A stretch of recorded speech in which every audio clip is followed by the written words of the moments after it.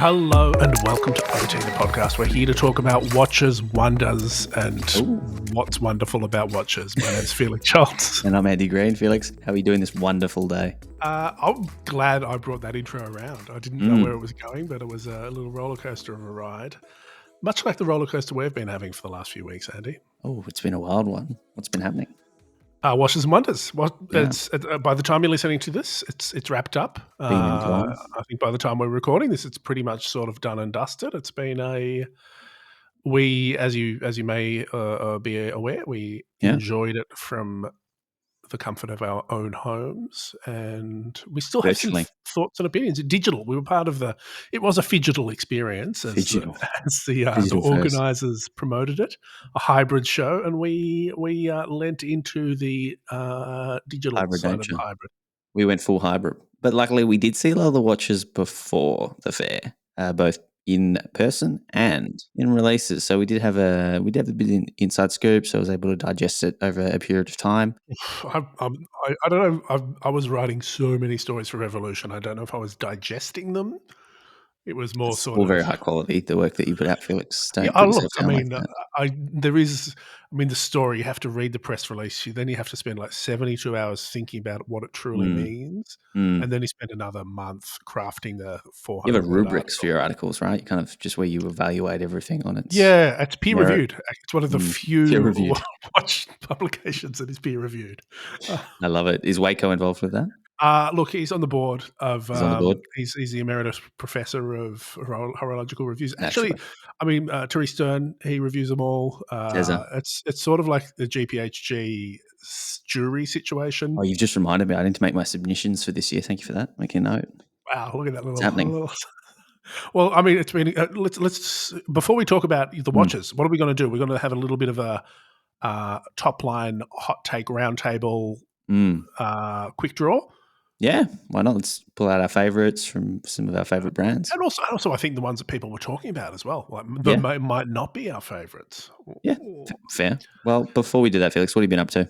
I have watched some content. A lot of it was watches and wonders related, but there's only so many new horological masterpieces you can enjoy before you start going dead behind the eyes. So when that happens, you need to watch a highly produced period murder mystery, in which case I enjoyed Death on the Nile, Kenneth Branagh's follow-up to Murder on the Orient Express, of course, based on the incomparable Agatha Christie's works. And it's very pleasing. It's like Egypt in the 30s, and it's all very beautiful and sunlit, and there's murder. There's only one minor flaw with this movie. Armie Hammer is unfortunately in a pretty major role. Yes. He's in a bit of a pickle at the moment, isn't he? Yeah, and they did a really good job cutting him out of the credits. And the trailers. No, not the credits, the trailers, sorry. All the promotional material. But unfortunately, he's like the sort of one of the protagonists, I suppose. So you can't, I know you couldn't really cut him out of the story, or reshoot. Maybe you could have reshot him, but I kind of did feel for Disney at that, because they've got such a sort of a wholesome image. And they must have had some pretty serious conversations around what do we do? Do we reshoot it, and do we CGI it? But I don't think he could have done it any other way. Well, I think he spent most of last year in rehab, and he kind of came out a couple of months ago. So hopefully he kind of sorts some of his issues out, because he is a talented actor. Yeah. Yeah. I read a really fascinating out. Maybe I'll find it and link it up in the show notes. It's like, why do people? And this was before this all came out. Why do people keep trying to make Armie Hammer happen? And it's sort of about the PR push behind him. Well, yeah, because he's the next star, and because his grandpa is like an oil tycoon or something. Yeah, he comes from serious captains of industry money. That makes sense, and that's That's always a thing of anyone famous. There's no one certainly in Hollywood that's famous on their own merits. Really, there's always no. I watched a movie last night on Netflix, and directed by Jared Apatow. Guess who was in it? Jared Apatow's son. Daughter. Yeah. Sure. Yeah. You got a lead role in a Netflix film. I don't think she's Yeah. been in anything else before that. So, And that's the thing of like you see it, or I see it a lot with like all the UK comedians and actors. It's like, oh, you yeah. seem like a man. Oh no, you went to Eton. Okay, cool. Hey, it happens in the watch industry too, Felix. It, Woo! All what? right. Anyway, What have you been up to, speaking of Netflix, I've been watching Is It Cake? mate? Have you watched it? Of course, that's like wholesome. That's the wholesome family viewing in the Schultz household. I have some thoughts on the host, but I want to hear your take first. What do you think of him? I quite liked him. I see myself in him. Oh yeah. I don't know. I'm curious to see if you agree, but I see him. I'm like, He God, he's. reminded me of someone else. Like he reminded me of someone I think I follow on YouTube. So, I can. Yeah, I mean, If I had to host a show that I was in, your energy. yeah, yes, yeah. I also this is I was going to message you about this, but I Yeah. saw someone on the street from a distance that I thought was you. Yeah. In the end, it turned out to be a woman that shared similar looks to you, though she had a chihuahua.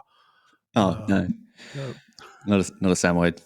no, it No, wasn't you. okay. But again, very similar energy. Lots of like denim shirt, strong glasses. Is Yeah. that Andy? What's he doing Northside? Oh no, With the Chihuahua, yeah. So, Well, Felix, as you know, today's episode is brought to you by Breitling. yeah, And last week, you spoke to CEO of Breitling, George Skern, yeah, sure. and had a great chat there, which, we can link up. I'm sure everyone's listened to it because it was quite an insightful chat. But I think this week we should start our Watches and Wonders chat around Breitling and their new releases, given that they so kindly sponsored today's episode. And it also works chronologically as well because they launched the watch that we're talking about, the Navitimer, just before Watches and Wonders. So, Oh, yeah, they did. So we might as well talk about, before we talk about Watches and Wonders, we talk about Breitling. It makes sense. But it was quite a launch, Andy. I mean, was. typically, it's some sort of, maybe it's a fancy LA affair. Maybe they, fly a few people into a yacht club if it's something, cocktail party of sorts. something like that. This was neck level. Mm. They chartered a very large plane, put about 600 people on it, and launched the Navitimer in the air. And so GK was driving, right? Flying. He was certainly wearing a pilot's uniform. Co-piloting, I think. I mean, in the sense that I think that he is the captain of flight number Breitling. Sure. Mm-hmm. I'm not entirely sure if he has the sign-off required with various civil aviation authorities to actually fly a plane filled with 600 people, but I wouldn't put it past him. No, I wouldn't. That's the thing. I totally believed it. If someone said, yeah, no, he was co-pilot or something, 100% believe that. Well, I mean, like, John Travolta is a pilot, Angelina Jolie's a pilot, I think the king of like Holland or someone is a commercial pilot in this. He's probably friends with old John Travolta. Yeah. I can see that as well. I can see that friendship. But I suspect he's too busy at work to devote the hours to regular flight time. There was like a care package. The whole plane was decked out with Breitling livery. There's like AirPods, box with watches. Yeah. The drinks cart had been replaced to have watches like in kind of boxes that slid out to be handed to people on the plane. I was genuinely jealous that I wasn't at that event. Well, that's one of the things that like we've sort of talked about not necessarily missing too much. Like it's been a good thing, being away from it this year. I must admit, I had the tiniest smidge of FOMO. Yes, when I saw event, that sort of going off. And what about the watches themselves, Andy? We have seen them IRL. They made the Grand Tour down here a little while ago. We had a chance to check them out. What do you think of the collection? Sort of top line, broad thoughts. Is it a good update? Yeah, great update. So sort of the 41, 43 and 46 millimeter options. Nice. Really nice skew of different dials. Yeah, they've gone broad. Little broad. And when you put it across 3 different sizes, then it seems massive. But when you break it down, there's black, there's blue, there's like a minty green, there's more of like a darker, bolder green, sorry. Darker, bolder blue as well, actually. There's a navy sort of blue. There's some sort of inverse action on the subdials as well. So kind of panda, reverse panda sort of looks. There's some more kind of clean and classical ones with sort of just like. So I haven't, to be honest, I haven't counted them all myself, but apparently there's 13 different dial variations. Yeah, I see that. And so there'll be more, across different sizes as well. There'll be some repetition there, but that's like, That's a proper relaunch. Like, I mean, you could get away doing an anniversary and go, oh, we've made an anniversary model. It's inspired by the first edition, but this is like a proper update. And it feels like I want to say transition for the collection as well, sort of like evolving out and sort of entering a new era as well. And I think if I bring it back to the sizes and the case profile and the wearability of these watches, that was the thing that caught me off guard the most. I don't have massive wrists, but I put the 43 on and it felt snug. Like it felt really good. Even the 46, I was thinking to myself, I could pull this off if I wanted to. If I wanted a bigger 100%. Watch, it doesn't wear at all like a 46. And I guess that's because, the watch, the Navitimer iconically has that, really it's the case itself has short lugs, so there's not much to it. And it just sits nicely. And it's pretty slim as well. Yeah, I think so. They've all got the B01 movements, which is great. Breitling's still excellent in-house chrono. But you're 100% right with the sizes. Like typically, I gravitated to the 41 because I'm a vintage watch nerd, and I'm like, oh, that's what I want. But I think for me, like I'd probably go the 43, and I could do the 46. You definitely could do the 46. Yeah, it looks like it's a big boy watch, but there's like. I think the difference here to like say something compared to like a 46 millimeter diver is that the dial is all used here. Like there's no blank space that just sort of makes it look like a dinner plate. It's like it's a 3-course meal. And interestingly, the scaling that dial from 41 to 6 millimeters, it doesn't feel cramped on the 41 or the 43 either. Like it's sort of, they do a really nice job at scaling it up and down. And it's not an insignificant size difference between dial execution is really, really good, actually. And it's just such a nice. I've said it before, like, they could have just done a reissue, but I really like the fact that they've sort of leaned into the fact and gone, okay, well, Navitimers, they started off as a tool watch. They're not really that anymore. It's like now an icon, like, and they've played around with color and they've played around with, there's some gold. I mean, most of them are steel. I'm sure. Did you see the full gold Navitimer? Yeah. 52 Aussie, for those interested. Geez, that's quite the watch. And speaking about price, actually, so most of the time, like if you're talking steel, they all sort of float around the 12,000 mark. Like depending on size, there's a little bit, And bracelet's actually surprisingly doesn't add a huge cost. Like I think it's like $700 more for the bracelet versus the leather. Yeah, I mean that's a pretty good, price point for top line chronograph movement, heritage brand, good dial, good. Yeah, nice. I mean, a chronograph under 15K these days is, it's pretty remarkable, I got to say. So, yeah, I'm really interested to see what else they do with this sort of new update. But before that, have you got any particular ones that if, Breitling said, look, Andy, we want you to be in the podcast squad. Pod squad. Let's tee it up. What, you need a wear watch, you need to represent the brand, la, la, la, la, la. What would you be requesting? If you insist, I think I might do the stainless steel with the silver dial and the black subdials. So panda? It's kind of panda-y, yeah. Silver panda. Like silver fox. But a more mature panda. I really like it. I think that because it's sort of like a brushed silver dial, but then the subdials and the outer ring are very more, they're probably a little bit more polished looking. So it's sort of a mix of finishes and colors, and I really like it. And it comes with a nice sort of black alligator strap that sort of ties it all together nicely. What about you? I would ask. There's three. Ooh. I really like, because I'm a fiend for color.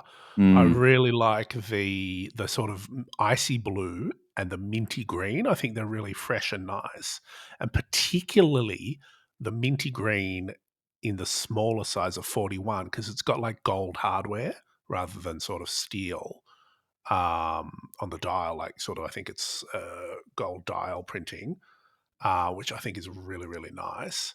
But Andy, I think I would have to go for the 43 millimeter sort of coppery salmon one with the black subdials. That was nice. Just because it's sort of not something you see too much. And I think copper's having a, salmon or whatever you want to call it, is having a moment. And I think it's just nice with just a nicely executed watch.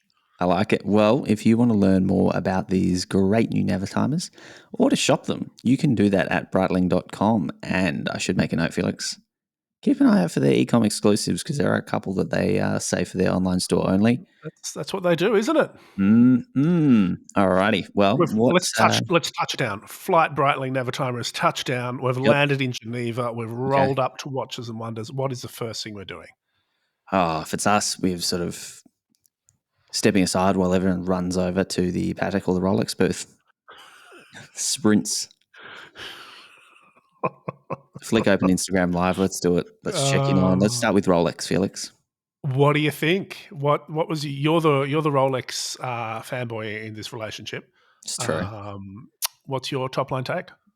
I had been wondering what they were going to do this year because they've had kind of consecutive strong years with updates to movements and cases, and now that those movements and cases of such core models have been done, you're left wondering, well, what are they going to do? And then you kind of look at how they've sort of moved away from certain dials and bezels and colors for certain models and metals, and reserving certain colors for certain precious metal pieces. I was thinking, I was really like a bit lost as to what they do. And obviously there was the teasers and there was some leaks and stuff that sort of revealed what was coming. But I think the one that caught everyone off guard was the lefty, the Destro GMT Master 2. What are we calling? What's the nickname for that color pattern? Black and green dial. Bezel, sorry. I think Bryn from Dime Piece had named it after one of the Powerpuff Girls. Oh, nice. It's not Sprite, is it? That's another one. No, I think Sprite was more like yellow and green. Yeah, okay. Have we seen green and black before? No. Oh, yeah, I didn't think we had it. So they've said that they've, reconfigured the movement so that, it can be left-handed. I don't know if I agree with that. Like, to me, it looks like they've just flipped everything around.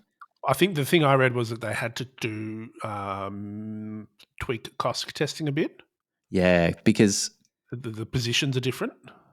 Like the date window on the left-hand side of that case just looks, I don't know, your eye looks to the right and then moves, and then that makes me feel a little bit seasick because you're so used to looking to the 6 o'clock, and then you dart across to 9, and then you see the date there and it's next to the crown, and your brain's just so used to it being the other way. I've got a theory about left-hand watches, Andy. Yep. Unless there is a very specific reason for it, like historical, like you're doing a authentic historical recreation, or has been asked to make a left-handed watch as a piece unique. I think it's kind of the sort of design you pull out when you don't have any other good ideas. Well, I guess that's quite a hot take. Well, I mean, why did they do this instead of just releasing that new color variant? Yeah, or like the Coke. It's not going to be comfortable on the left wrist, right? Like this is going to be super uncomfortable on the left wrist. Yeah, I'm trying to think back to the Palagos LHD. That's all right, but that's a big crown. But that was titanium as well. The crown isn't an issue on the GMT Master. It's not like a big pilot. You can get away with the left-handed big pilot. That makes sense. Because the crown's ginormous. But this, I just think this is like, hey, we've got to do something. Oh, let's make a left-handed version. Like and it's kind of very unlike them as well.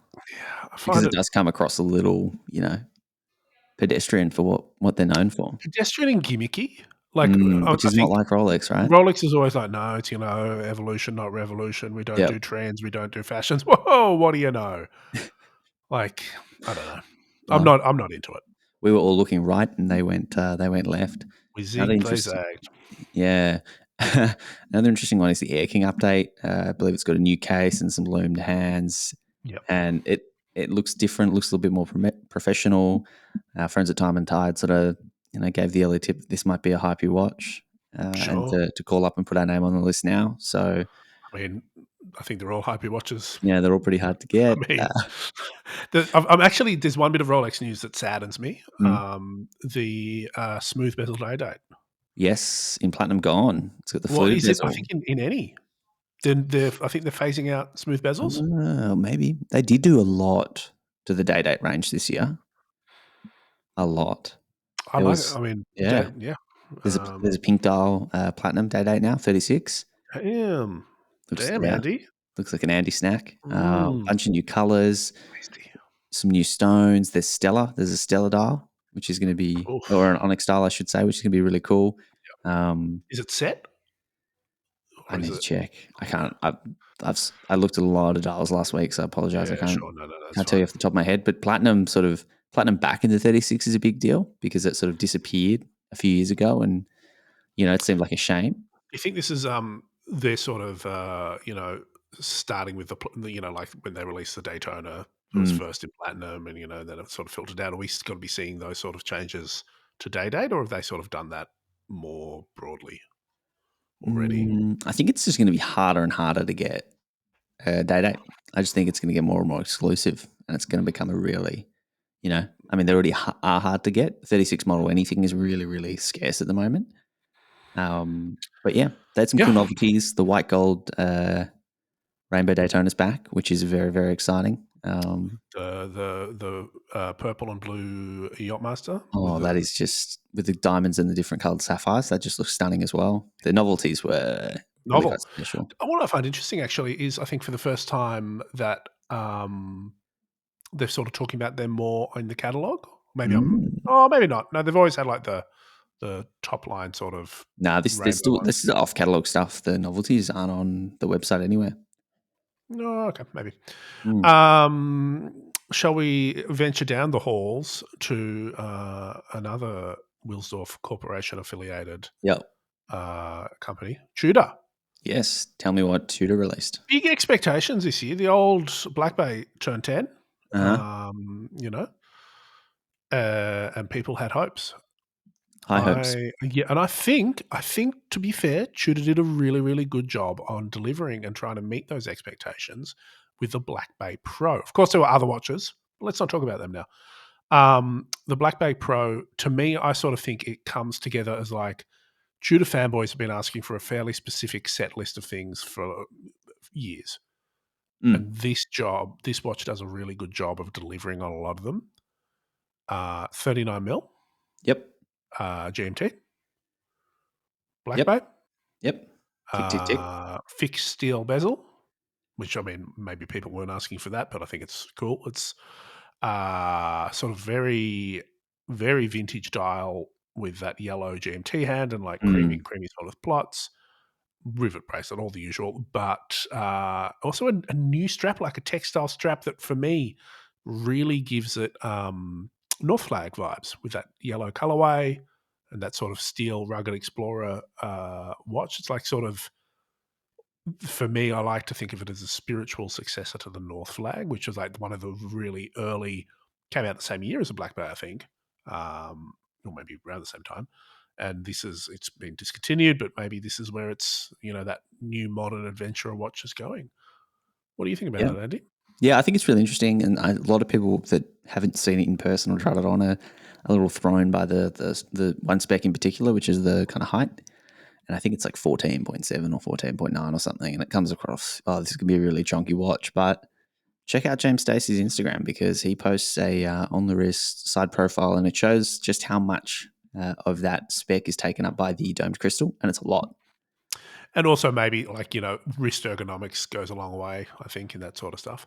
Like it's very domed, so it's adding Mm, mils. Like it'd be like 3 mil, something stupid. Like it's kind yeah, of okay. like playing into the vintage stuff big time. So when you factor that in, And I'm this keen to try it this on and see. this has got to be hot stuff, like 5,400 on a bracelet. It's yeah, I think it's really, really good. I mean, it's very much like the what are they, the Fressione or the 1655. Is that the reference for Rolex? Yes, That 1655. Yeah, that sort of, orange hand explorer spelunking watch, whatever it is. It's that vibe which a lot of people love, and I think it's probably right that comes back in Tudor rather than Rolex in some ways. I think feels more thematically appropriate.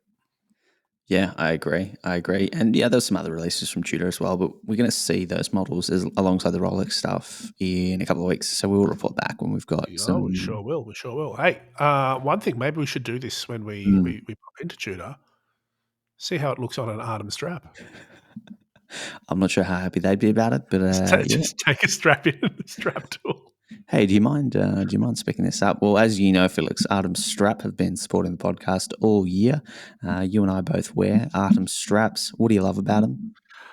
I mean, last week I spoke about sort of the wearability of it. I think now I'm going to mention just the attention to detail. Like Mm. we had a chat with one of the guys, Bilal, and yeah, the founder or yeah, co-founder. insane level of care is Yeah. taken on their product. Like, not to go into it, but they're talking about the processes that they do. It is well above what your typical sort of dropship strap company Oh, yeah, 100%. operation would do. Like this is like Swiss manufacturer levels of Yeah, they're QC. very proud of their And output. it does, like, it's they feel great on the wrist. The stitching is even. The finishing is it's present and correct, Andy. Yeah, 100%. They strike me as the kind of guys that have spreadsheets to keep tabs on their spreadsheet. So everything is super organized. Which is what you want in a strap company. Of course, if you don't know Artem Straps, they're our favorite sailcloth strap and supplier, and and NATO's as well. I and mean, NATO style straps as well. Beautiful kind of blue navy strap kind of appeared on the website earlier this year. We both said yes, please. I've been wearing mine on a vintage 9411 Tudor from 1977, and it just perfectly matches the sort of. See, they will look good on Tudors. It does look good on Tudors. Amazing service, whole bunch of different sort of sizes available from 19 through to 24 millimeters, different lengths, so you can kind of work out, your wrist size, different spring bars, so fat, medium, small, quick release, all that sort of stuff, even down to the clasps. Like there's so many Yeah. options for clasps, buckles, even the finishes on them themselves, PBD or stainless steel. And do you know what I would suggest, Andy? what's that? Don't just listen to us talk about it. Head to artemstraps.com. Check them out for yourself. Check them out for yourselves and give them a follow on Instagram as well, artem.straps. You see some amazing photos of their product on the various watches that we've talked about and many, many more. Hey, have you ever seen a Artem strap on a Patek Philippe? No, I'm going to hop on their Instagram now and see if there's a picture of one. Surely there is. Surely. I mean, it'd fit. Would you think they would go well on some of the new novelties from Patek? Yeah, you know what? Yes, because these are some odd novelties, They are. especially in the Calatrava Pilot kind of Yeah, collection. that little thing. Yeah. But what's the word on the street with the Stern boys this year? You know me, I'm more and more skeptical as the years go on when it comes to the watch industry, and potentially cynical. You sound like me. Yeah, welcome. Obviously Come there in, was the water's lovely. the big news around the 5711 being discontinued. Then there was the hype around the green ones that are coming out for 1 year only, the final year, and then there was the Tiffany blue, and it's done, it's gone from the website. You know what? They didn't do a new Nautilus, time only complication. Did you expect them to? I did, yeah. I thought it'd just be like a 6711 or something, and they'd call it a day and laugh at everyone paying, $1 million for the 5711 in steel with a blue dial. But I think they will still do that. 100%, yeah. They're not going to just not this year. They might. They're just not going to waste doing time doing it when everyone else is talking about competitors. There wouldn't be much point to announcing something like that, this week past with their. Yeah, just let it have its own moment. So what was the aside from the lack of Nautilus, what were people talking about? All right, well, there's a couple. Obviously, the more complicated watches, the Grand Complications with the salmon dial is absolutely gorgeous. But I think worth noting is the 5326 and the 5226 white gold Calatrava pilots with a really interesting dial. Yeah, and I think one thing that you mentioned that Grand Comp with salmon dial, is that the first time we've seen? No, it's the pilot, isn't it? Where we haven't seen that travel time and I think so, calendar yeah. complication together, which Yeah. makes sense. I think that's again, Grumpy Felix says that's probably the thing I like most about these two watches. Yeah, it's the dial is like a heap of texture to it as well. Sort of charcoal grey with a gradient. Very, very grainy as well, like real pebbly looking. Like it's almost so it comes on like a nubuck strap, which in itself is quite interesting from a brand like Patek to be doing a nubuck strap. Nothing wrong with it. It's just sort of more Youthful. Rustic in a way. This is Panerai. Panerai do real good nubuck straps. Yeah, it's like a grained leather amount of texture on that dial. Like it's not. It's a slight texture to it. It's all texture. The thing that those bezels are fat. Yep. Fat and flat. Yeah, they are. It's this watch has been underappreciated for a long time, so I do like that they've given it a little bit more love. But yeah, I mean the Calatrava Pilots is sort of it's an interesting watch because it is such a heavy being made from white gold. It's a heavy watch. Is So, this and the thing that I sort of ask about it is why? Why have they chosen this to be their top line talking point? I mean, the margins on a white gold watch on it with a strap Yeah. must be pretty amazing. And I reckon that they're trying to build something like this Mm. as an alternative. Like these quite sporty watches. Yeah, It's a sporty Calatravas. yeah. Maybe it's enough to do that and, take some of the heat off their, very, very under pressure other models, Yes, perhaps. potentially. One that we should give a little talk about is the 5270p, which is the grand complications Who with da a lack who of d green dial. Did you see this guy? Oh, I think I saw it on, Waco's, Yes, yes. This is right up Instagrams. his alley. Oh, it looks nice, doesn't it? Yeah, it's a nice green dial with the green stitching on the strap as well, which again, a It's little bit unexpected. I wouldn't have.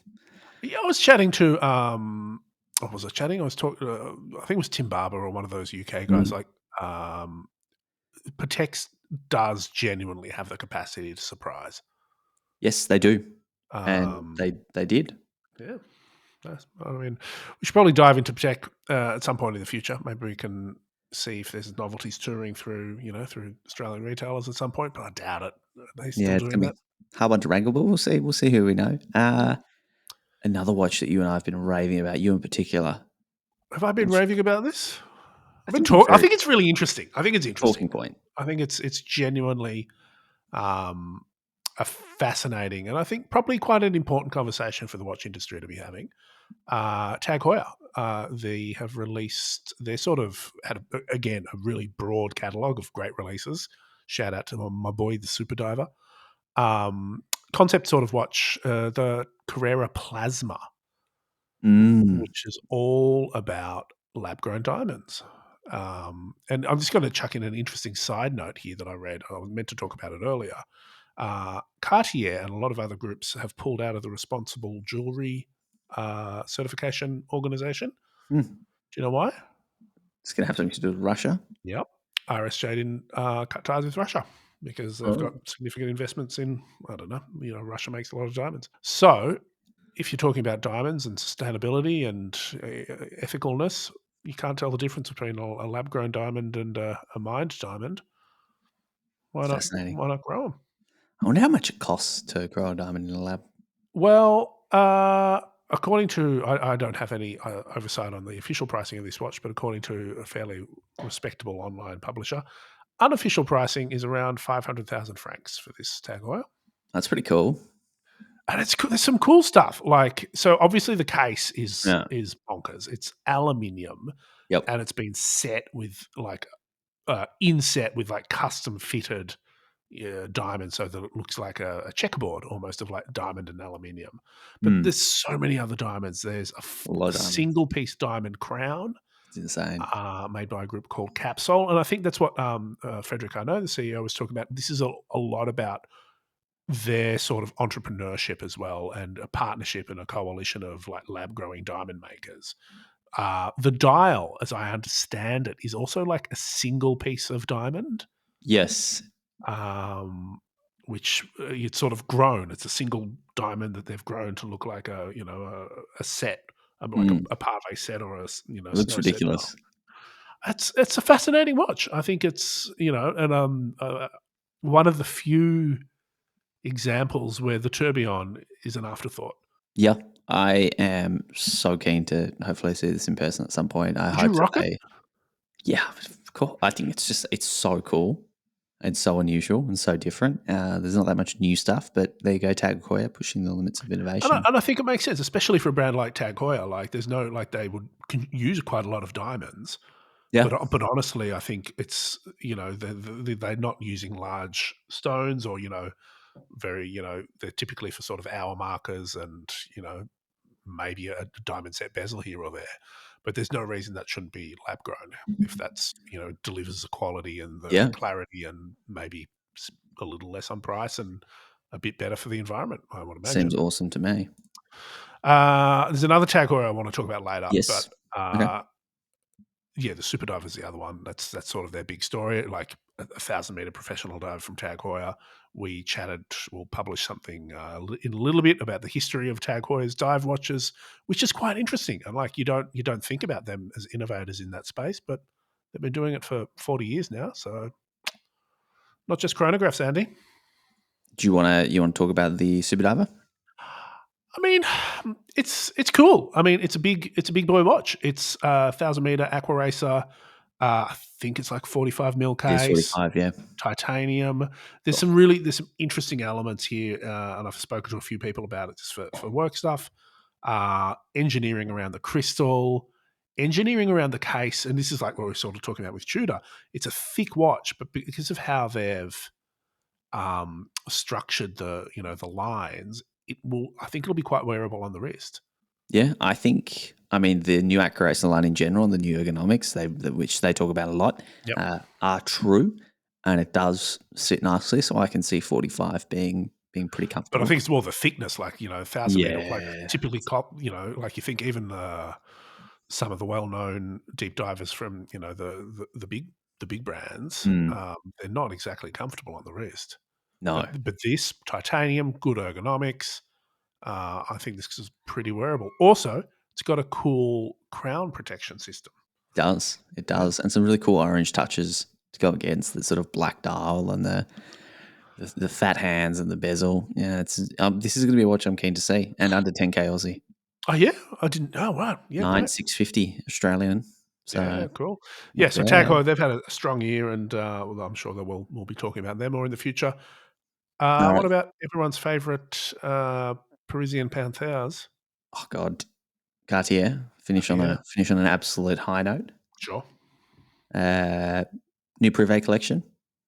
Tank Chinoise, Chinoise. I don't know. That thing, gold dust. Yeah, You're not going to find that if you 150 is the highest number of units produced. yeah. It's incredible. Platinum, pink gold, yellow gold. Wowee, Yeah, and there's wowee. some fully set ones as well. Yeah. Okay, let's talk about the cousin. Is it the cousin? Cushion. I Croissant? think because it's a cushion case. Couchon? This is, I think, possibly in classic Felix style, going for a watch that he will never wear or never own. This Yeah. is the one I'm most excited about. So, I mean, there's obviously the big boy with the diamond case that sort of moves, and it's got two cases, right? Like it's got a case of the movement, and then it's got that sort of outer and encrusting So, of there's diamonds. the limited edition conceptual one with Yeah, the squishy case. yeah, That is, I'm not sure. I mean, I'm sure there's like the dial, and that encompasses the movement, and then there's mm, like a net yeah, almost around it. It looks incredible, and there's two mm, versions of that. But even like the regular production croissant, it's a new shape, which yeah, I'm which is gorgeous. always thinks exciting with Cartier. It's got a really sort of dynamic spiral double design. But the thing I like most about it is that for some of the stone set versions, they've inverted I think they're brilliant cut stones. So instead of having that flat top visible, it's like a stud, which is such a simple thing. And you look at that and you're like, why has no one else really thought about doing this before? It gives it such a modern and dynamic look. Cartier things, man. Cartier, this is why they earn the big bucks, because they think Yeah, about things in a different way. What else? What else have they been up to? Tank Louis Cartier. I want to give special. I mean, there's some Art Deco dials. They did Art Deco colors last couple of years. Now they've got Art Deco Mm, dials, but one in particular, the yellow gold case with a black dial. Tank Louis yeah, Cartier. yep, Oh my goodness. yep. What the heck? That's classic, and also that same dial is available in the black, so the steel musts as well. Yes. Steel Must as well. Also, did you see the Pashas I did see the pastures. with the cage case, as I so Is the eloquently cage call it? new? I thought they had cages before. Yeah, they had it before, but this feels a bit better. Okay, all right. Yeah, so the cage is like the classic, one of the classic Pasha things. We've seen '90s versions, but yeah, Mm. Santos Dumont as well. That's hot. Oh, Those goodness me. lacquer dials, those colourful bezels. Mm. I mean, Mm. quartz is Oh, the where it's at. Panther? Oh, the Panther? the small models with the different materials. Precious metals and new dials. Like there's a Pink gold, yellow ready. gold, steel. There's 2 in steel. There's a few diamonds getting thrown around. Oh, wow. Yeah, Cartier. Anyway, they knocked it out of the park. I think their sort of star is rising and rising and rising. And I'm sure we'll, spend more minutes than is strictly necessary gushing over Yeah. them in the Be coming seeing those months. guys soon as well. So report back. And you know what we do with the watches? The first thing we do when we go hands on with watches, Felix? We go, wow, this is amazing. No, we get our phones out, we take a photo, and we post it to our Discord, which we will link up, and we say, "Wow, this is amazing." Discord's been popping, as you might Yeah, might expect. yeah. There's been lots of chat, lots of bands. It's a great time. It's a great place to hang. I put these notes in at the end, and I noticed that you haven't filled them in, Andy. Ah, I don't know if you're prepared for this. yep. Are you prepared to sort of, in true, online content form, have a little listicle of your top watches? Yeah, sure. Or like early favorites, or position it however you want? Okay, okay. So probably from Cartier, the Santos Dumont, the pink gold case with the Nice. sort of pattern dial. Yep. So gold dial, gold case. You know the one? Yep. Cool. I'm gonna have to give the 36 platinum day date some love. It's not Andy Green if there's not a platinum. The pink dial? Yeah, the pink dial with a diamond. Every marker is like diamond. Okay. Yep. So I'm going to give that just because I'm so glad to see a 36 platinum come back, even though its retail price is like starting at 80,000 Aussie dollars. Natch. And then a third one. Oh, a top three. Top three. I don't want to say Grand Comp from Patek, but I'm tempted to. You know what I'll say? What? One of the new Nomoses. They weren't exhibiting at Watches and Wonders, Andy. No, but it's all at the same time. It was the 30th they were released, which we've absolutely missed. Maybe we talk about it at a different time. Sure. But there's some new club campuses with some colourful dials. So I'm going to Pink and go purple. the deep pink. All right. I'm going to What about you? talk. I've got three, and I don't know if they're going to end up being my favorites all year, but the ones that stood out to me and like maybe go, oh, that's really cool. I really like that. I like where you're going. That's my vibe. And perhaps weirdly counterintuitively, they are not watches I've mentioned in the last 40 minutes at That's all. interesting. Number one, RWC White Ceramic Boy.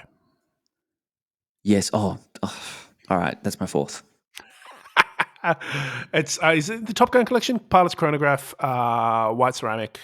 It's just such a fresh look. I mean, give me some, please, if there's a limited edition out there, or next year's version with gold hardware, like the original '80s White Ceramic Da Vinci. Hotness. Should we collab with RWC on a pink ceramic watch? Sure. Okay. Let's do it. Let's do that. Speaking of pink, next one, Oris Pro Pilot Caliber 400. Good shout. What was that? Good shout. Very good shout. Salmon dial. Of course. You're big on fish at the moment. I just think it's interesting. It's a nice color. So they did sort of an anthracite gray, or like a sort of quite an interesting navy blue. That's not like boring navy, and this salmon. But I really like this because I've liked the Pro Pilot. Really cool titanium case, nice bracelet, great clasp. Caliber 400 is a very exciting movement for me, but the dial is solid. Like the previous one was an open work dial, which is not really my jam, and I just think this is a really nice offering. And I think we've been sort of waiting to see what they do with the Pro Pilot X. I think is it smaller as well? I think it's smaller, and I think it's more affordable. Let me just go to popular watch website. Because I'm seeing 4,300 as the retail price US, and I feel like it was a $8,000 or $9,000 watch when it came out. Let me just. I'm just dragging this up in the background. And the third one, while I look up my whatever I wrote about this Oris, here we go. Pro Pilot Caliber 400. Oh, they look so nice in real life too. How big is it? Yeah, 39 millimeters, of course. Yeah. Mate, that's a winner of a watch. 3,900 Swiss francs. That's like 5.5 Aussie. That's the bezel as well. That bezel is really interesting. Bezel. Anyway, last one. Speaking of interesting bezels, Tag Heuer Aqua Racer Solograph. Ooh. Thin, ridiculous bezel with like luminous inclusions that look like marble, and first solar powered Swiss made, Tag Heuer. But the movement they've worked with is they've collaborated with Le Jouperet. Le Jouperet is owned by the Citizen Group. Citizen make the Eco Drive. Essentially, it's a Tag Heuer Eco Drive. That's cool. What's the price like on it? It's like 3K, right? I mean, it's a quartz Aqua racer. It's not going to be stupid. I don't have the price in front of me, but I'm pulling it's it just up. Bear with me. it's just cool.